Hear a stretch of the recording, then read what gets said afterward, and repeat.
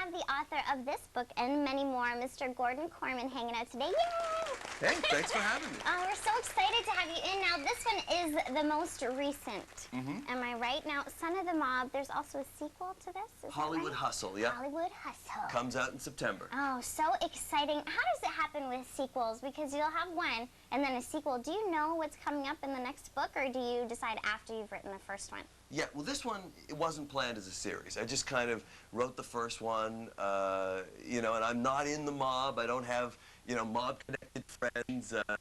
Even though I live in New York, to the best of my knowledge, my next-door neighbor is not in the mob.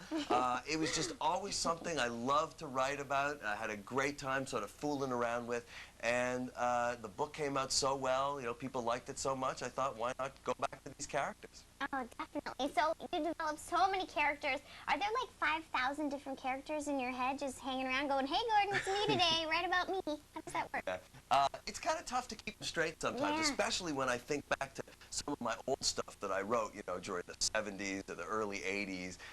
It almost feels like books that I read as a kid, but not anything I actually wrote. Totally cool. Now, some of your characters, for example, the character Paul from one of your books, I'll leave that up to you to let us know, but was autobiographical? Yeah. I heard a rumor, you know. Paul from Don't Care High. Don't Care High.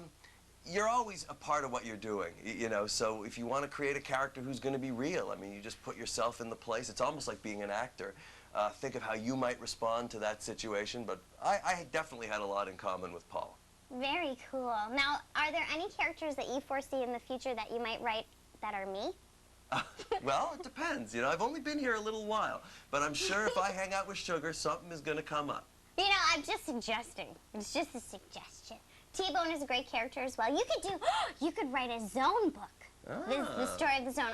You know, I'm being pushy right now. You already have so many great books No, here. that's okay.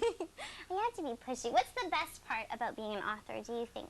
You know, writing, it starts off so solitary, you know, it's just you and your computer and like the little paperclip guy in the top corner. And then, you know, when the book comes out, hundreds of thousands, maybe even millions of people are going to get a chance to read it. And that's just the coolest feeling. But doesn't that also make you a little bit nervous that they're kind of reading your thoughts a little bit? Yeah, you get used to it, Yeah, you know. cool. And especially for me, like, my first book came out in 1978. Wow. So, like, I run into people who are 35 who will sort of point to an old MacDonald Hall book and say, I read that when I was in grade 6, and that feels awesome. Oh, that's so great. Oh, I'm so excited. We have more questions for you. You have to stick around. Do you mind sticking around a bit longer? Sure. Okay, so good. It's me, Miss Shug, and we are hanging out with Gordon Korman today, so don't go anywhere, right here in the Zone.